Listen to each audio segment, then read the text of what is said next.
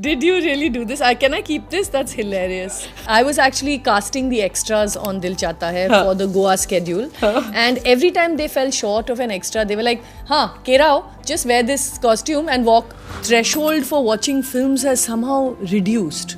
People get bored with a film very quickly. Men are also in some ways the victim of patriarchy. They're a victim of this system that has put them in charge of things. We say independence, but at the end of the day, our lives are all connected. The storytelling or the stories which are coming in from South India have better scripting and very realistic as compared to what is coming out of Mumbai these days. They are quite unafraid to try different things. They know their audience, and their producers are willing to take chances on new storytelling. You beat Hannibal. That was a real high because it was for me an incredible time to see that a film that, like you said, had no known faces, could do so well with word of mouth. Creatively, you can still work together. It shows the maturity that both of you have. And it took me a very, very long time to earn my own identity back, not just in public terms but in personal terms. The divorce also happened without any acrimony because of that. He allowed me to become myself.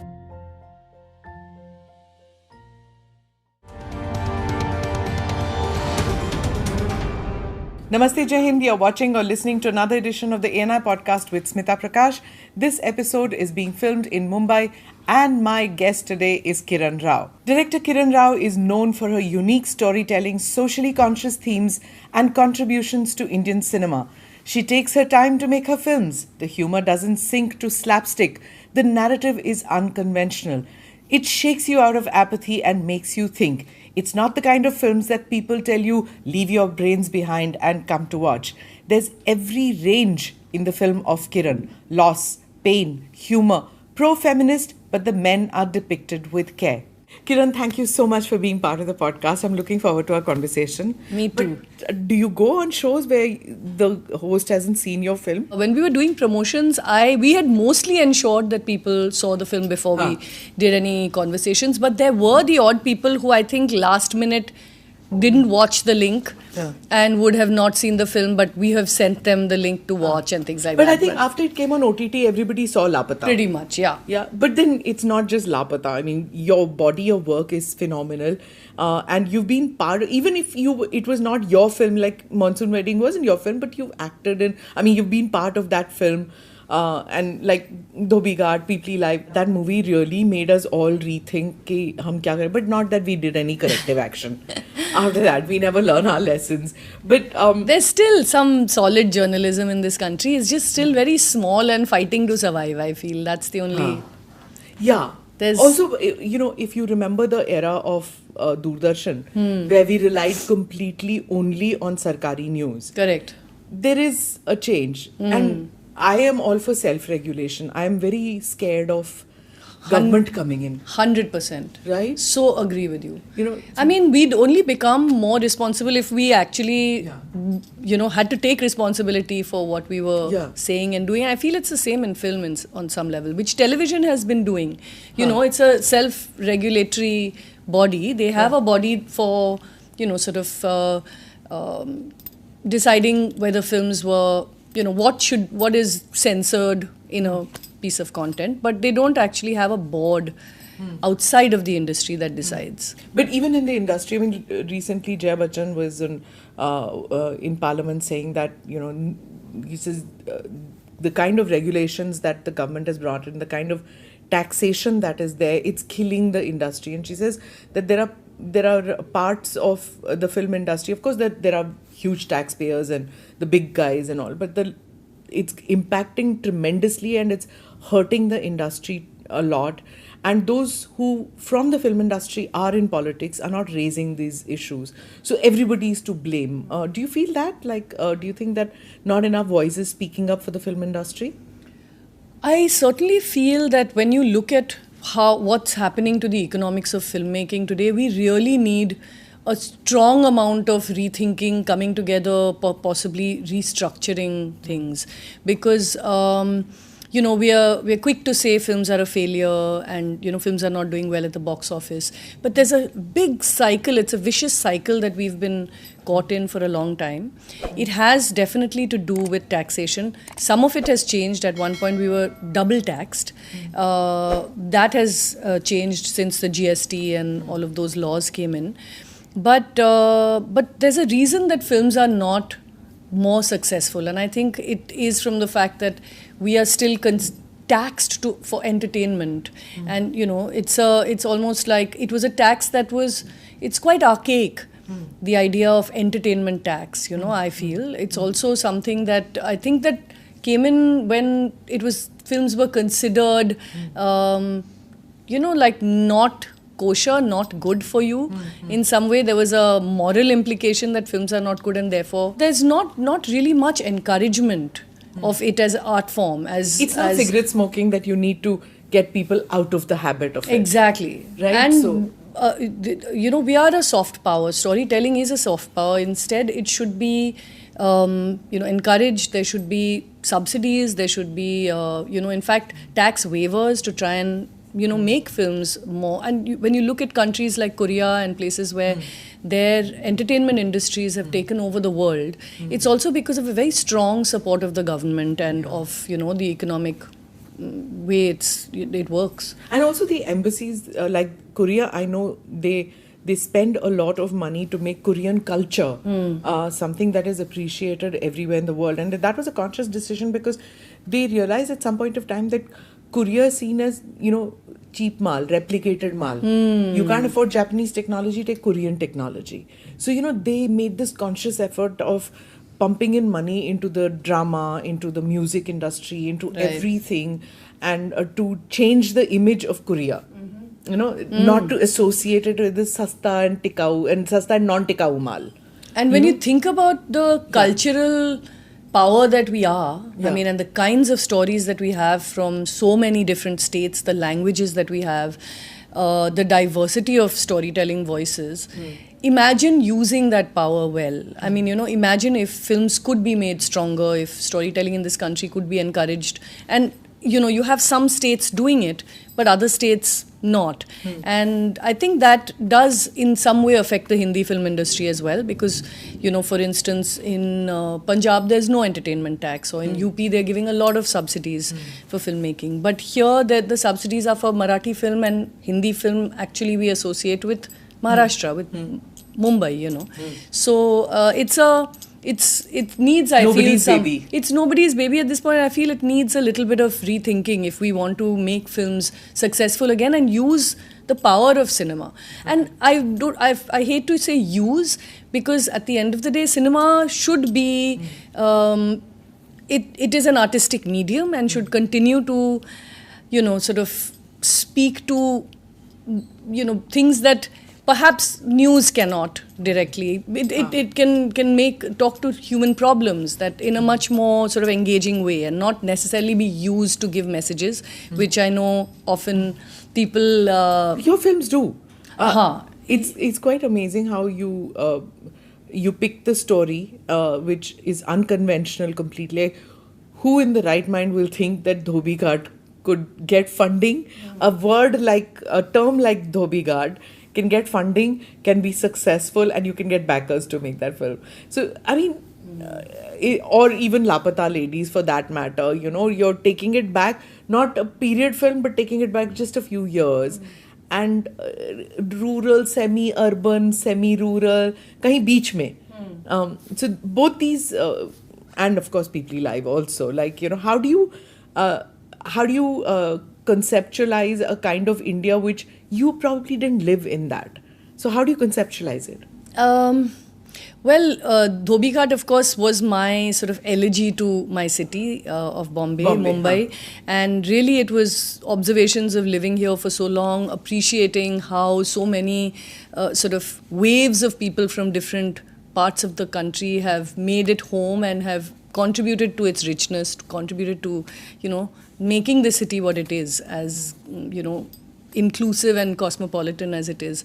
So that was definitely easier. But Lapata Ladies was set in a Sorry world. to interrupt. Did you research for Dhobi Ghat like that? Did you really go to Dhobi Ghat? I did. I did go to Dhobi Ghat. I've also had a lot of experiences outside of the, kind of more elite world that we all kind of move in because of the film industry. I've grown up as a pretty middle class kid. I've done some amount of work in the social sector. So those experiences have taught me a lot as well. And working in different parts of Bombay made me actually go into lots of these small gullies, areas that, otherwise I would really have to research. But even when we we might see and unsee also. That also happens pretty often, right? Even if whether we are middle class or upper middle class, lower middle class, whatever it is, you live it, you see it around you, but you insulate it because it jars. So many people I've seen, even though they're sensitive film directors, certain parts they don't see it happening around them. But I guess it's a personality thing, I suppose. I'm really deeply interested in what makes us tick as people, as humans also, but also as Indians. And I suppose I grew up in Calcutta, where I had a very sort of socialist, leftist environment, and I went to a school where we were taught about we were very strongly the sense of equality was instilled in us, and the idea being that we are so privileged to be going to these wonderful schools, and what can we do for people who aren't as privileged? And I think so that's why Dhobi Ghat idea. And I think Dhobi Ghat, of course, was the idea was like defining a city through these different lenses. But really, I think my quest has always been to try and use what I do to address or sort of in some way understand better the issues that I see around me or that plague all of us.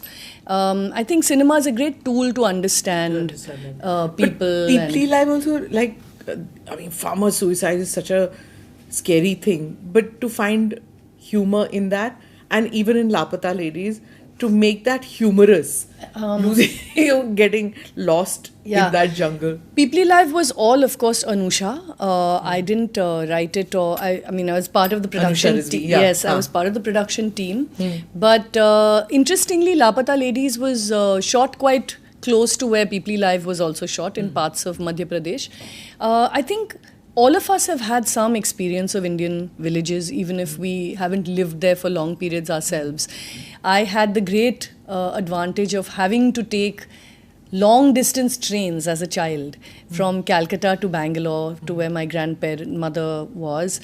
And you pass such incredible countryside and the changing landscape of our states.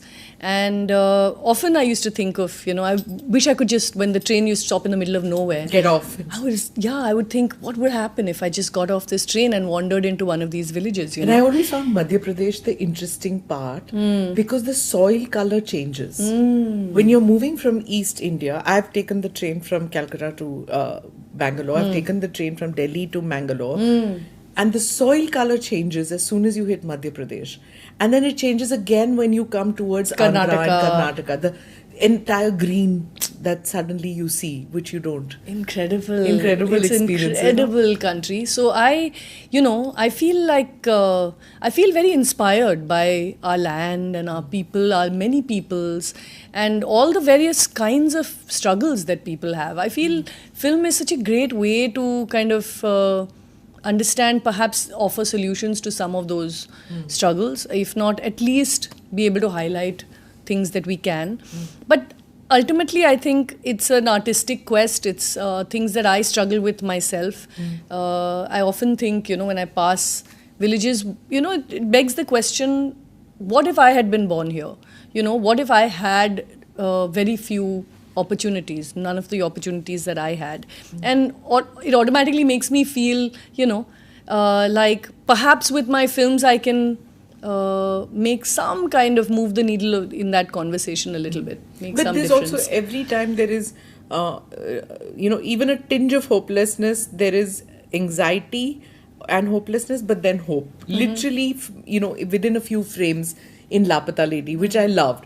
You know, that lady who makes tea out there, you know, and then comes up with expanding her menu. It's such a small thing, but it was so so meaningful. You don't need to specify and say it out, but it came across so well in that film. It's like Monsoon Wedding also. True. Bina bataye Bina bata bataye. diya. That's true. You know, Yeah. Makes you think. Like I always feel with your films, it's not as if you can just sit back and okay, pretty ladies dancing, handsome men dancing. Yeah. That's also or needed. completely, you know, being completely just showing a situation as it is also very relevant.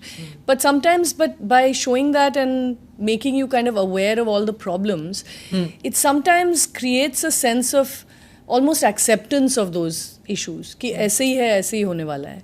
And there's no sense that the conversation is moving forward in any way. I'm not saying it's not relevant, but I feel like if there's an opportunity to, you know, offer a new perspective or an alternate idea, another way of thinking about something, I think that's great within a space, you know. And it takes Manju Mai saying something or someone saying something very small like Jaya telling her, you know, अपने लिए बना लेती about the, you know, कमल ककड़ी की सब्जी, हाँ, dinner कटो अपने लिए बना लेती, कभी आप भी खा लो what you like to eat. You know, why does it always have to be for the family? And I feel like often, you know, we kind of just accept things as the status quo and don't... That in any family that happens. And I think lots of women thought about that and said, we always ask our children kya khaoge, ask the parents kya khaoge, Correct. ask the husband, ask your sibling kya khaoge, Yeah. and then you enter the kitchen. So many times the men started rethinking and said, we never found out what does she want. So it makes you Yeah, I've seen it in my own household Yeah. where, like, you know, my dad doesn't like something and my mom loves that. Yeah. And it's not made. So whenever I go home, I encourage my mother to make it because I like it as well. So it's something that women tend to do. They put themselves always in an order of priority much and most lower down. Women thought that it's the rural women, it's the poor women who do that. No. It's even the wealthy women who sit even in a restaurant, they say, leave the menu to the men and say, आप ही order कर लो जो करना है, मैं खा लूँगी. You know, the decision making of what to order even in a restaurant becomes a privilege for the men. Exactly, yeah. And the men also take it upon themselves. कि हम ही कर लेंगे. Yeah. You know, it doesn't. And sometimes, you know, when you think about it, you're like, how does one actually change it? So there's the way of the revolution, which is that, you know, you're like smash the patriarchy, and, you know, there's a you do, like, you know, all of us who have had opportunity, who are able to see what so many That's women... the Jamia and you talking right now. Yeah, no, I've been asked this question also once in a bunch of sociology students, and they said, you know, don't you think that a lot of things are conditioning, and it's important for, like, there to be a kind of a shock for you to, you know, give up on it. But it is true, it is conditioning. I feel like conditioning of millennia, not just 100 years or 200 years of decency and ladkiyan aisi honi chahiye, but millennia, women have kind of assumed certain roles. But I feel like that tends, you know, there's the resistance can just kind of break families or people apart, you know, and it's better done with love. And, you know, why not kind of try to start small and try to push people and find it for yourself first, you know. Find that freedom for yourself. Brave of you that when you start making a film, when you don't have the backing of, say, a dad-in-law and things like that, which happens in Mumbai and in any industry, you're coming in and you want to tell unconventional stories, and you want to deal with it in an unconventional manner. The themes are different. The manner of handling it is different. You didn't decide to go कि थोड़ी देर के लिए मैं वो stories कर देती हूँ जो हिट हो जाएंगी और उसके बाद I'll change to what I really want to do. right? You Yeah. could have taken that path. Yeah, I actually went about it the other way, the Jamia effect, perhaps. I kind of made Dhobi Ghat because I felt like there were the old wonderful films, the NFDC ones in the 70s, where you spoke to what living in a city is like, the pressures, the different kinds of people and the struggles. But I felt like there was something there that I could contribute, which was, a sort of a more poetic lens on life, as with four intersecting lives and how they kind of make the fabric of the city. But, of course, then started working with Amir Khan Productions, worked on Tare Zameen Par, worked on Peepli Live, Jaane Tu Ya Jaane Na. All the while I was writing Dhobi Ghat. And Lagaan. And Lagaan. Lagaan, it was my first film and I was barely like a third AD, and of course that taught me everything about filmmaking. But when I started producing with AKP, with Tare, when we restarted Amir Khan Productions, it was really a learning curve for me that I'm very grateful for, because even with, say, Peepli Live, like you said, a film that's incredibly funny, but still absolutely very moving, and on some level a satire that's so shocking at the same time. Dark humor, but not dark but not depressing. Yeah. But still so raw, so real, so staying completely honest. Sometimes you felt guilty at laughing also. Yeah. Especially the way those bureaucrats are talking about it. Just announce to karna hai scheme. Announce kar lo. Nobody will do it. Like it's not, doesn't need to actually and which be. we as journalists have seen it happening like literally on a daily basis. Yeah. And we just accepted it ki hota hai. And to keep your energy and optimism, and it's very, I really, I find it amazing that journalists continue to do what they do, because they must really see the worst in pretty much everything. But similarly in film, I realized that there was a way, there was a way to kind of, and through, say, satire like Peepli Live, or through drama like Tare Zameen Par, you can kind of highlight human struggles. Of different kinds. Here it's a child with a learning difficulty, and in Peepli Live it's about farmers. In Secret Superstar it's about a girl who's from a very conservative family who wants to sing. And these are all really human problems that you could have anywhere in this country, and I feel like film allows you to make something that many people go through entertaining, and at the same time perhaps offering a new perspective, which is a wonderful thing about cinema, I feel. What's the experience of taking the films abroad and showing it at film festivals and award ceremonies? It's been actually quite incredible. I've gone with Mami as well, with films to Berlinale. We've then of course gone to Toronto with both Dhobi Ghat and Lapata. We went to Sundance with Peepli Live, and the reception for good films is amazing everywhere. You realize that cinema is a universal language, like music is on some level. People respond wonderfully to good films. With Dhobi Ghat we had it, with Peepli Live we had it, and with Lapata I had it even more. It was wonderful. It's still running in Japan in cinemas, which is for me such a great compliment. Like people telling me that they've seen it time and again, having interactions with audiences who've never been to India, don't know anything about an Indian village, but still in some way related with the characters in the film. Did they understand the humor in it? And that's what. When I was sitting in Toronto, it was my first audience test, because of course we tested it on Indian in small groups on people here, but I was wondering whether the humor would translate, and the very first screening I sat there with my heart in my mouth, because sometimes subtitles you never know if they'll actually get the joke right, whether it'll actually be funny. But people were laughing, and we absolutely had the best reaction at Toronto, which is when I realized, okay, so the film is working. It's not just even the cop, the idiosyncrasy of the cop. They got that? And absolutely. Okay. I think there are questions. There are lots of other kinds of questions about, okay, so is this thing of the ghungat still as prevalent today? Things about like girls, how girls have will they be still getting married very young? Girls, what is the rate of education? How, and women's getting married education. and not knowing what your wife looks like. Correct. Those kind of things. Arranged marriage. Yeah, stuff like that. Corruption, of course, in the police force. But everybody just loved the cop because it was a way to kind of show how the system is broken, but it's still working in some way. In one interview, you said that Aamir wanted to play the cop. Yes, he did very much. He was very keen. And he even did an audition for it, which was a really good audition. You make him audition? I make everyone audition. I mean, Aamir made Kareena audition for Lal Singh Chadda, but that's because a director needs to see, even though you might be an amazing actor, sometimes you need to see two people together to see whether they work. If there's a chemistry, you want to see how they are approaching the part, whether it's you're in sync in that way. And why did Aamir Khan flunk? I don't think I ever thought I'm going to say this. Why did Aamir Khan flunk?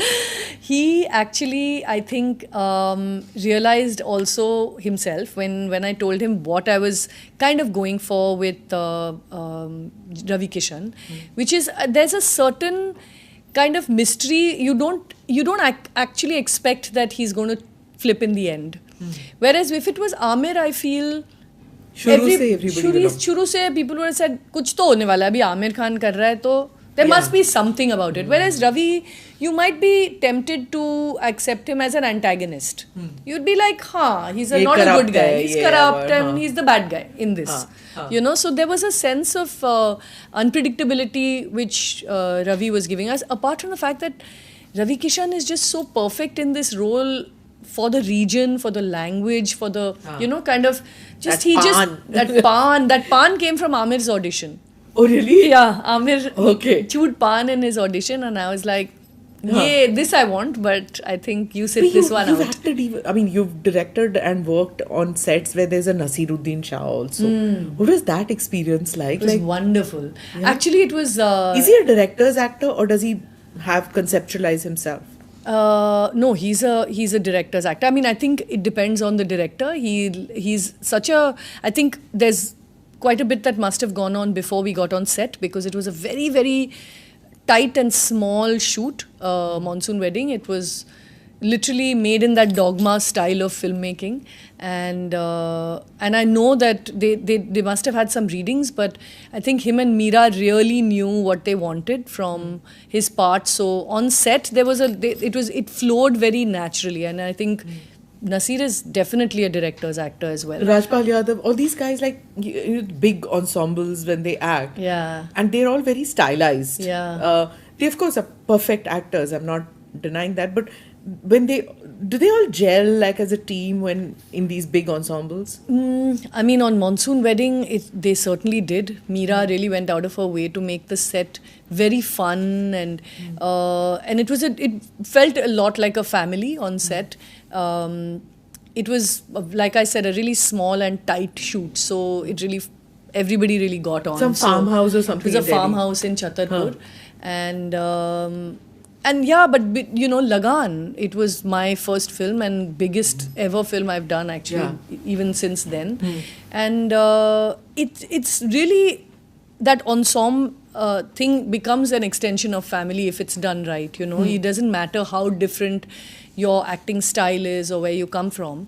It's depending on the kind of environment, the mahal you create on a set, people all respond to that, and then actors become part of this great filming experience. And it's something when it gets over, everyone's highly emotional, nobody wants to leave, I don't know if you've seen this documentary called Madness in the Desert. It's a documentary on the making of Lagan.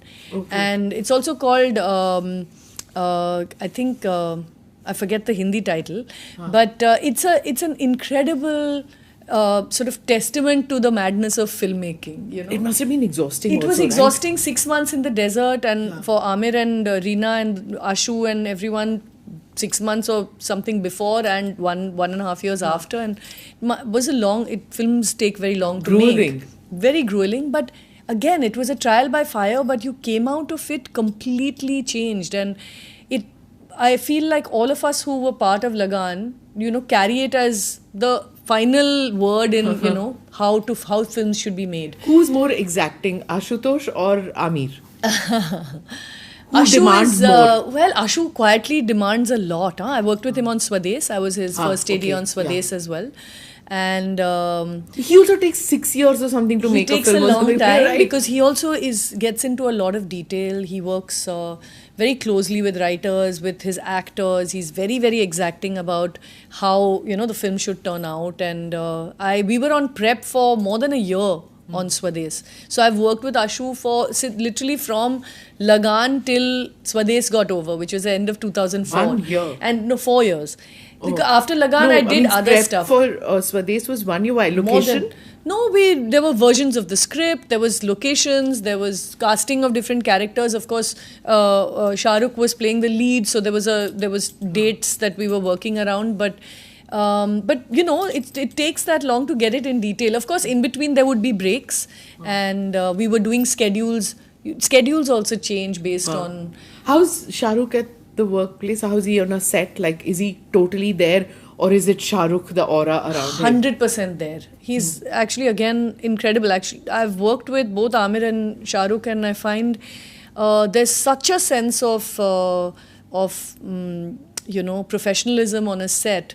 He was always on time. He was always there when Ashu required him. Like, it was never strolling onto, you hear about actors and their temperament and their entourage, and absolutely not.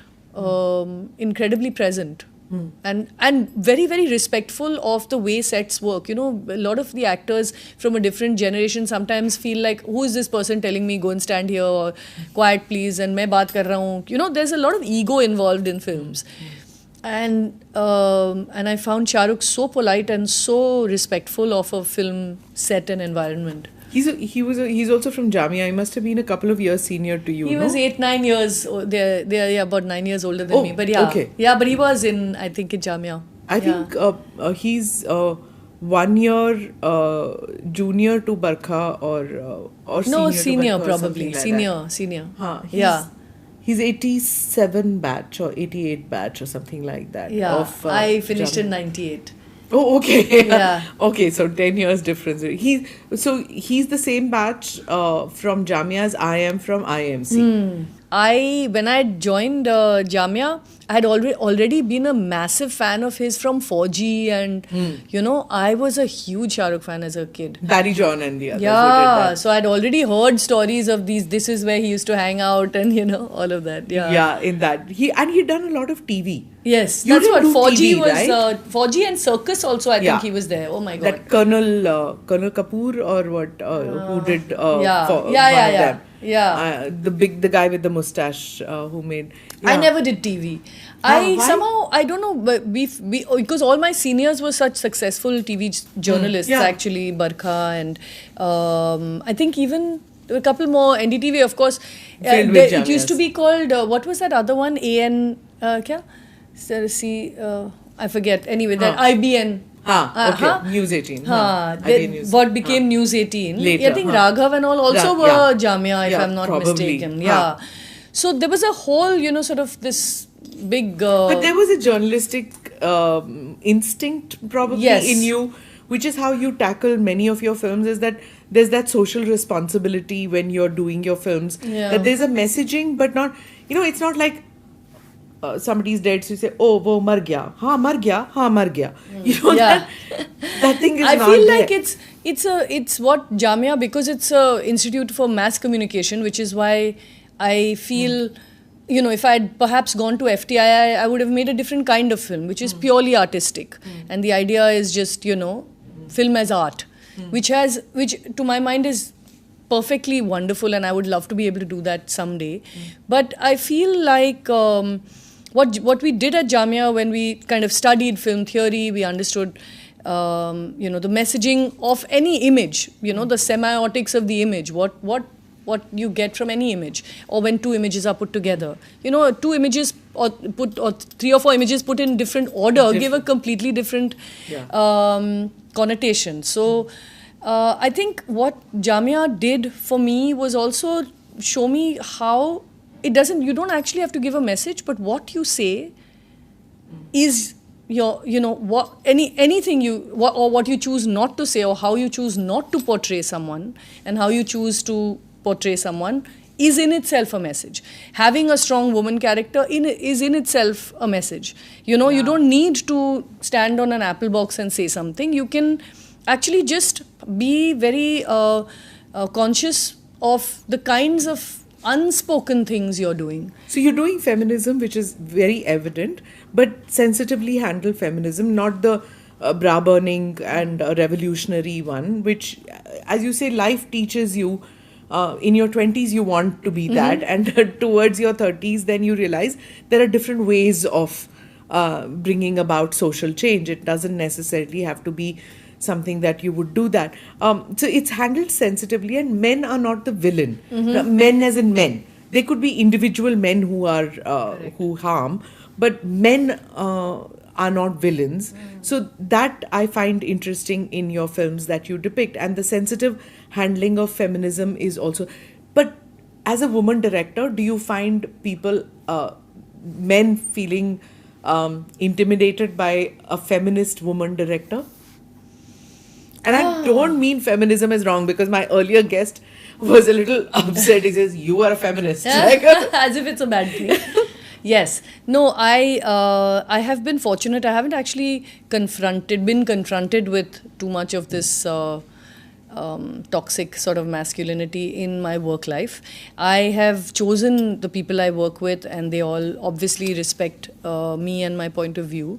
I have on one occasion had a run-in with someone who was like hugely, kind of, I would say, I think it's also just threatened by the fact that there was a much younger woman telling him what to do, and didn't want to take it from her. I think, I don't know, I've not had that very much of that experience in the Hindi film industry, I'm happy to say. Okay. But it's, you do encounter it, and I feel like, sometimes then I do want to, smash the patriarchy, because you feel like if people like, we are very sheltered in the kind of privilege that we live in, so you really feel like we want to move things along much faster, because there are women going through much more serious forms of exploitation and abuse and oppression, and if I can do anything to move that needle a little faster, it would be great. I remember on one Satyamev Jayate episode, Kamla Bhasin, the wonderful Kamla Bhasin, was talking to Amir, and she said, you know what the opposite of patriarchy is? So Amir said, matriarchy. So she said, no, it's equality. Ah, lovely. And I think that's something that we, even, because men are also in some ways the victim of patriarchy. They're a victim of this system that has put them in charge of things. Right from birth, you don't cry like a girl, don't. Exactly. There's all kinds of, you have to be the provider and. Exactly. Everything. There's pressures of all kinds on them. So, is there a world in which we can, choose what we want to be, who we want to be, and how we want to live our lives outside of those pressures? It's important to know that we are all interdependent, and we can't, we say independence, but at the end of the day, our lives are all connected. So I just felt Gauri Shinde also tells stories in the same sensitive manner, the way she handles women characters. She doesn't make you feel sorry for the woman. She just makes you feel that, can I do something to buck up this woman? Can I do something to help her? Enthuses you with that kind of positive action. Yes. She also does that. Same as Meera Nair. Yes. Yes. And you, socially responsible, but without being preachy. I think Aarti's film Mrs. now, which is just out, Aarti Kadav. I haven't seen that. Yeah, it's on OTT, and it deals with a similar theme, of a girl and her identity once she gets married. But that film is getting a bit of, it just happened, but it's getting a little bit of a negative pushback from some who are saying that, look, India has moved beyond that stage. Now we are talking about men who are committing suicide because of laws being used against men. So it is men who are suffering, and nobody's telling that story. You know, with that Atul, that guy who committed suicide recently. yes. So he says that nobody's talking about the reverse aspect. Like you said, the men are also victims in some cases. Yeah. And which is why actually I think Lapata was really for me a great place in which I could present alternative characters like Deepak. I felt like we don't often see heroes like Deepak. We don't often see the problems that someone like Deepak will go through, or while you have a Pradeep character who's burnt his first wife, you still have a Deepak character who's may not be the brightest guy in the room, but is deeply in love with his wife and wants to do something for her. So I feel that all of us are surrounded by also positive men, men who've held us up, men who've been supportive. And at the same time, all kinds of things exist. Like, how do the story ideas come to you? Like, Mrs. is or the ideas from a Malayalam film. Do you watch regional films to get? Because lots of people are saying that the storytelling or the stories which are coming in from South India have better scripting, tightly woven and very realistic as compared to what is coming out of Mumbai these days, which is like born out of a sense of nervousness because so many films are flopping. So nobody really knows what's clicking with the Bombay film industry. So the South films have better stories. So where are you getting your inspiration from? I watch a lot of Malayalam films. I watch much less than I should, but I have seen a lot. And there's what I'm always struck by is how they really seem very bold in their story choices. Ullurukku, which is a film that was made, which was released last year, such a bold story idea. Even their horror films, like I saw a film called Brahma Yugam, which is a Mammootty film, incredibly artistically made, using folk tales and the folklore of Kerala, and incredible. It's a very different idea, and I'm struck by I don't know, I feel like there's a sort of a sense of conviction about telling stories that are different. And I think that's what stands them in really great stead. It's the chances that they're taking with the stories they're telling. And perhaps that also comes from the fact that they are usually smaller industries that are technically only catering to their own, culturally, their language and their community. And so they are quite unafraid to try different things. They know their audience, and their producers are willing to take chances on new storytelling. And people are going to the theatres to see. People are going to the theatres. Yeah. It's incredible. Yeah. So they're doing something right, and I have a feeling it's also because of the fact that they are very much in touch with their audience. They understand their audience very well. When it comes to Hindi, I feel because the industry is kind of become so big, it's a sense that you're kind of making films for a much wider audience is what what the idea is. Yeah. You're making films for a diaspora, you're making films for all the states of the country. And I think that maybe is why people want to make something that they're very sure will succeed, and maybe that's why there's a tendency to go to a film that's already successful, like a remake. See, but 2 points. One is that if you see Patal Lok, they took it to Nagaland, right? In part 2, yes. Most of us would not even think that, okay, maybe one episode wahan se hoga, yeah, 2 episodes. They took the entire thing to Nagaland, and they're speaking in Nagamese. So they didn't even bother ke wo Hindi mein hi bolenge or something. They did English, Nagamese, and they took Hindi, or 3 languages they were talking in. And it makes you sit up because you see the entire, what was the conflict, why, you saw it from a different perspective, and it clicked. Whereas traditionally you'll think ki kaun dekhega, right? Exactly. You need also that's why you need producers who are willing to take that chance. It all starts with people being willing to back that kind of horse, being willing to, you know, kind of bet on that idea. Would you like to do an OTT thing? Because I'll tell you honestly, with a movie, it doesn't hold my attention. Sometimes I feel that the director has so much more scope in doing a series, because you know, he has the character develops so much more. You know, he's angry, his relationship with his wife. You can do so much in a longer series. Yes. Would you like to do that next? We do. I've been developing a couple of series ideas. One is a mini series, and one is a kind of, it could go for multiple seasons. It's a sort of a family comedy. So yes, I would love to make series. I've been working on some. I feel like certain stories just lend themselves much better to OTT, and you feel like you want to watch these characters time and again, and you want to see them grow.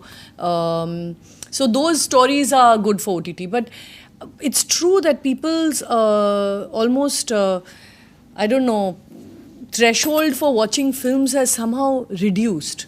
People get bored with a film very quickly. I don't know what it is about cinema. I think it's, of course, the attention span change. It's a bummer for most people in films that, like, you know, within 5 or 7 minutes, if there's not an explosion, a cell phone opens, you know. It's most annoying, I feel. In a cinema theatre, lights on in the cinema theatre. People don't even bother to put their screen brightness down, and they're busy answering texts, and it's so annoying. And so the cinema experience also has become affected by that. People don't want to go all the way somewhere, spend lots of money, and then have other people be ordering, you know, whatever, their tacos and are coming in the middle of the film, you know. So I don't know. It's not also a communal experience anymore, right? There was a time you sat with 100 people in a hall and you laughed together, you sobbed together, whatever, with complete strangers. Now, even inside your own home, everybody is watching the movies in different rooms. This is true. Or in your own device. But you know, Smita, I feel that experience cannot go away. It will not die. It's a cyclic thing, you feel? It's a cyclic thing for sure. I also feel like, you know, as our primitive caveman type of selves, you know, we are people who like to experience things together. You know, we are not, I mean, this has managed to distract us, like our individual devices have distracted us. There is no greater joy than laughing with other people, or, you know, talking about a film after it's over. When you come out. We're doing this interview during Kumbh where everybody is doing a snan. Crores of people are doing snan together. This is true. So how can we say that? Exactly. And I went, in fact, there was a Wim Wenders film festival recently, and I went to Regal, which is a 1,000-seater. There was a line going almost all the way to Gateway of India to go in to watch a Wim Wenders film. And you know, when we were inside there, when we were watching, say, Buena Vista Social Club, there were people clapping after a performance, laughing at the jokes. It's 100% an experience that people still want. I just feel like we maybe have lost some of that desire to go to the cinema, maybe because we've been failed by some of the films that have been put out there. We've been failed by a very economically unaffordable, you know, sort of pricing, and we have become a bit lazier about getting up and going out. And I mean, it's convenience at the end of the day, you know, and watching at home. Lots of critics who've been writing about the various films and saying that the script is bad. So even if you have the best of actors out there, how much can a director work on it if you have not written a good story? So if you do not have a good story, you're just making a film because you got the dates from the big names, XYZ actor, and you just got the funding because you've made films at the, you know, Pehle, which clicked. So you got the funding, you got the actor, and then you slapped together a story. I think now times have changed, Smita. People are going to think very long and hard before they put a lot of money into films. I mean, it's we've seen, like, actually there was an article recently where the Kerala film industry, basically, which we've been seeing as the most successful industry in the past couple of years, making some of the most successful and wonderful films. they said that they've been seeing losses of about 700 to 800 crores in the last couple of years, and they're thinking that if that cognizance is not taken of measures that they've been demanding, it's not sustainable. They are going to have to close and take a break and do a kind of a strike in June, July. So, So, and I'm saying that at least there is a unity and some sort of a sort of sense that they want to, kind of put new regulations in place. But the Hindi film industry is also so big, so sprawling, everybody is doing their own thing, that I think you feel like when will we sort of see a new wave, a new, But how did kind of great success? You tell a story like Lapata Ladies, and the same time an Animal comes out. Two different, both of them did very well. Did you at any time think that, okay, this is not going to do well if I'm releasing it at the same time like a Ranveer Starer and I don't have a big name in mind? I mean, the other films had big names. This one only had Ravi Kishan, who was recognizable. True. True. So did you at any have that anxiety? Like many people have, na? Shahrukh का जब picture निकल रहा है, you don't take out your movie, और सलमान का निकल रहा है, you don't take out that week your movie. But this was running at the same time. Both became successful. How did that happen? I don't know if we were running at exactly the same on time. On OTT at the same time, I think. OTT we were. I mean, OTT. And you beat? Was lit. Yes, we beat the numbers. That was a real. That's a high. High, because honestly, it was such a big film. It had done such huge business that actually our film was. Broke a lot of those kind of records on OTT, what we could not in, say, in the theatres. But no, I wasn't thinking that so much, because there was so much trust in what we wanted to make with both Amir and Jyoti Deshpande from Jio. We kind of were very convinced of what we were doing. We were staying within a very manageable price bracket, and what we needed to therefore achieve in the box office, we achieved. It was all, we of course stayed within a realistic daira, because we knew we didn't have stars. And it was for me an incredible time to see that a film that, like you said, had no known faces, could do so well with word of mouth, which purely because people were, telling each other to go and see it. The way you moved the film, you promoted the film is also different from your earlier film. Like Lagan didn't have any promotion or anything like that. And when Monsoon Wedding happened, I interviewed Meera Nair at that time. So very minimal kind of thing. And none of the actors, only Meera came on the interview. So I did that at that time.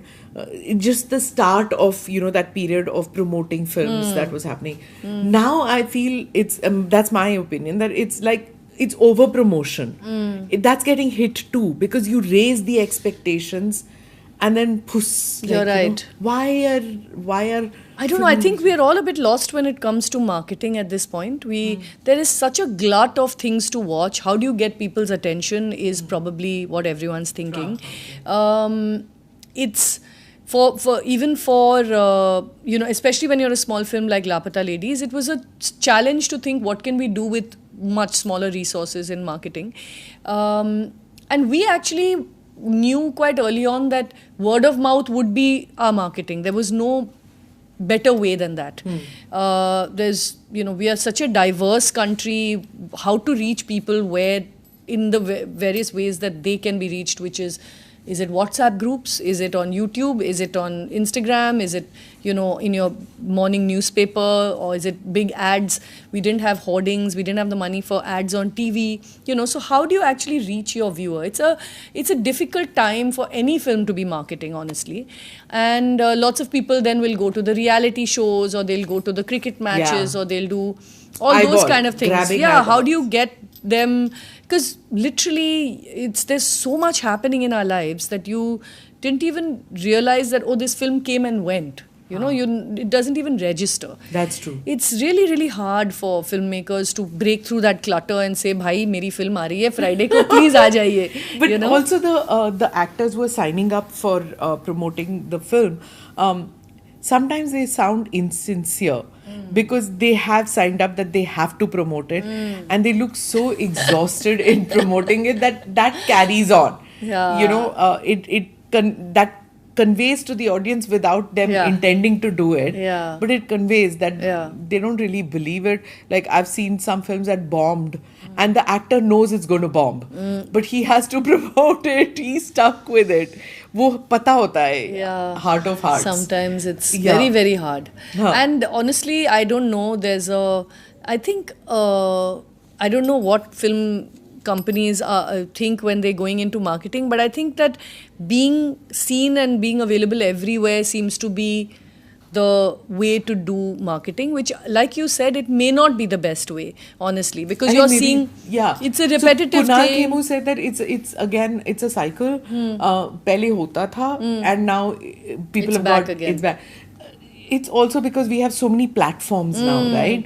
And I remember somebody telling me that, you know, like in the 70s, a film release Orient Friday, and there's nothing else to do. Exactly. It was just the movie. Exactly. Now I there's mean, my OTT. dad used to collect lobby cards, you know, when he went to films, because you didn't have anything else. And honestly, the people would come to on Friday to see, Yeah. Shashi Kapoor or Amitabh Bachchan, because you couldn't see them anywhere else, or Yeah. you couldn't. There was maybe in an article in Stardust or Filmfare. There was a mystique to There them. was a mystique and mystery and like this aura of Yeah. stardom, which really, honestly, we've gone away from that There's too kind much of world available. altogether. Going to the gym, coming out of the gym. How What did you is- take to that? I was like Moving into- you know that series that Fabulous Wives of Bollywood, Ha, the Fabulous ha. whatever that. Yeah, can you imagine if you would be in that?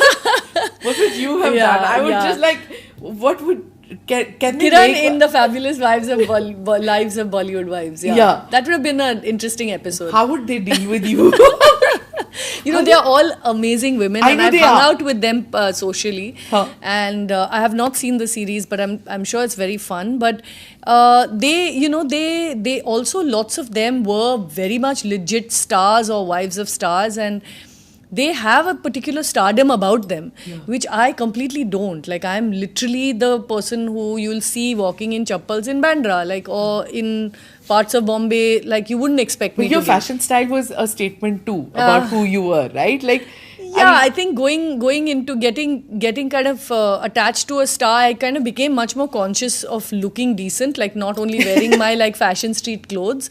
So yeah, I did develop my own instinct about couture and fashion and yeah, but what looks good you on didn't me, take what that, I na? like. You didn't have your designer bag and dripping diamonds. That's and the thing. Getting designer things wasn't so exciting for me. In fact, the price tags used to still blow my mind. It's just like, what are you even saying? That's like But a car. one never for me. sees like you going to the gym or the airport look or the Yeah. all that doesn't happen. Amir has such an airport look. What is it with that the takia pillow. and the and that did you choose that out? No. We've been divorced for a while, and I've never. His look is entirely his own, and but that takia has been a constant in his. Why? He sleeps where he goes on to every flight with that pillow and leaves with the pillow. Okay. He likes to sleep. But I'm sure your on son a is old flight. enough now to tell him ki ye kya? Like, but everybody has that. I mean, Akshay has that track pants with one up and one down. I guess it's an eccentricity that some people have. I feel like also it's in some way distinguishes one from the next. It's almost like I'm happy that Amir he's completely happy to be himself, and people's opinion doesn't bother him, and that actually helped me a lot, because when you're a person from a very regular middle class family, suddenly going to occasions where you're not equipped to deal with a lot of things, it would be stressful if your partner expected you to look a certain way or be a certain way, and Amir has never been like that. And I don't think his first hats wife off also to was him. also Yeah, like Reena, that. Right? she was entirely her own person, and he was very happy for me to be my own person, which I feel is one of like the greatest things about Amir, honestly. That's so nice. Yeah. But even the wedding that took place recently, all of you together and all, that's something that is. I think many people from broken families would aspire for that kind of a camaraderie with your ex, with children, who are your stepchildren. everybody plays a role in that, right? Everybody plays a part, not to hold Absolutely. grudges, Yes. not and to build bridges.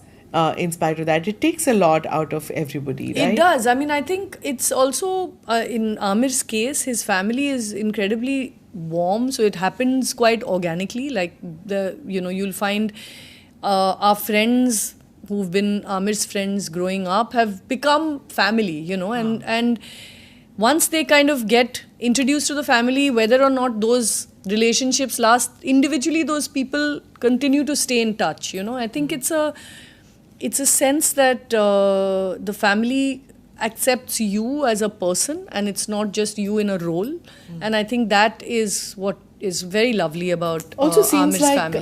Amir's two children from his first marriage, they seem to us outside when we look, they seem to share the same sensibilities like you, or a worldview which is similar Absolutely. to yours, right? They're just actually, Reena is just an incredible woman, but the kids have grown up just absolutely wonderfully, and they have a very similar, again, outlook to life. I mean, we are in a very natural kind of organic way. They made me feel included. They've made Azad very much their sibling, the kids, and now Popeye's family. I mean, Nupur's family, Ira's husband. The family just keeps growing, which is the way we look at it, which is really wonderful to have. We'll always be there for each other. Okay. How did your parents react, this South Indian middle class family, and when you say that you're marrying an Amir Khan? Was that a shocker for them at that stage? It was. I won't deny it. They were taken aback, and I think their only worry was that in my parents' eyes, I had a lot of promise, and I was, someone who really wanted to do a lot of stuff. Nice. And for them, I was already, in some ways a star, in some ways, somebody with a lot of energy and promise and miles to go. And they said, we are just worried that you'll be subsumed. Yeah, you'll kind of be overshadowed by this very, very big personality. And was there a risk of that happening? Of course. And I do see what they, in hindsight, of course it happens. I mean, when you marry someone who's incredibly successful, incredibly famous, some part of your identity you just lose to them. There is no denying that. And it took me a very, very long time to sort of earn my own identity back. Not just in public terms, but in personal terms. Yeah. To kind of be the person I wanted to be. Yeah. And I have to thank Amir that that's why the divorce is also. The divorce also happened so without any acrimony because of that. Because we were, he allowed me to become myself, to be able to say that, look, I love you, I love this family, but I want to be on my own. I have things to do. Creatively, you can still work together. Shows the maturity that both of you have in life. Because otherwise, creative, it's an emotional thing that you do also. It's not as if you're making bicycles or it's not that. It's not production of that nature. No, it's a creative where you could have different lot views. of different differences, and you're right, it can get quite heated, and you need to be able to gel on a level that's creatively fulfilling for both people.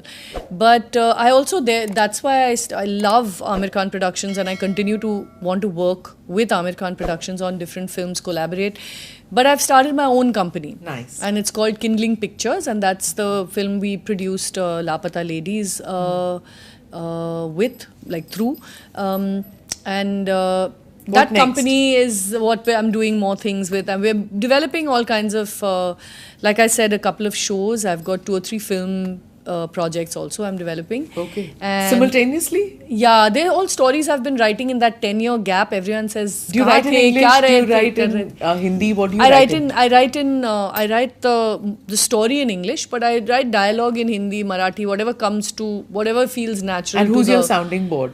Azad? Often Amir. Azad I do. I share a lot of my ideas with Azad. I have a wonderful producer called Tanaji Dasgupta. He's my sort of creative producer, creative partner. He also heads development in Kindling Pictures. And the next thing we're doing is kind of a scary fairy tale, you know, sort of supernatural film. And we're very excited about Would you about ever that. think of making a total masala film or Yes, something? You have. absolutely.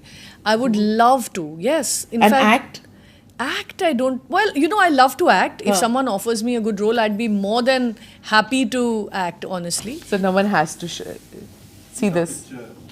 Oh my god. You know, Naman, what is this? Yeah. Did you really do this? Can I keep this? That's hilarious. tell me about this. What This happened? is thanks to my friend Arjun Bhasin and Reema Kakti and Zoya Akhtar, who were all most annoyingly leading the set. And I was actually casting the extras on Dil Chahta Hai for the Goa schedule. And every time they fell short of an extra, they were like, Kerao, just wear this costume and walk. And I was like, guys, I'm the extras coordinator, okay? I'm the casting director of extras, but they would... And Arjun, who was the costume designer, was put me in this, and I was like, what is this, Arjun? With this, like, literally... But you're looking so gorgeous. Literally, Nanga, you're sending me out. He's like, it's a beach and nobody else is willing to wear it, so come on, you go. So I was very bindas. I still am. So, yeah, this is it. When I saw this, I was like, why has she not directed herself? Why are you not acting? Why? You look so God. glam. Oh, thank You you. look so lovely. Thank so you. then let's see, maybe Yeah. in the supernatural one, you'll come as an Apsara or I'll something. come as the creature. Yeah, well, I'd love to act, honestly. And I keep thinking theatre would be great. Because when I was acting, it was all on stage and it was so much fun because it was college and school and, you know, there were no films then. So that's exactly what Tigmanshu Duria, who I interviewed, who said that acting to theatre mein hoti hai, film mein acting nahi hoti. I He was agree, like, honestly. totally, because he's having that angst right now of not being able to get the right thing going, you know. So he was like, I can't do this acting. Acting is theatre. It's true. Some- It's another kind of joy, I tell you, because you kind of are you're feeding off an audience, and rehearsals are so much fun, and then it's done. It's over. It's so ephemeral. You catch it, and when you're part of one great performance, Yeah. it's electrifying, and then it only stays in your memory. So who How knows? I may crazy is see you that? in Mandi House before anything else. So, but wish you all the best for 2025. Looking forward to what you bring out this year. Thank you so much, Smita. Thanks. Thank you for watching or listening to this edition of the ANI podcast with Smita Prakash. Do like or subscribe on whichever channel you have seen this or heard this. Namaste. Jai Hind.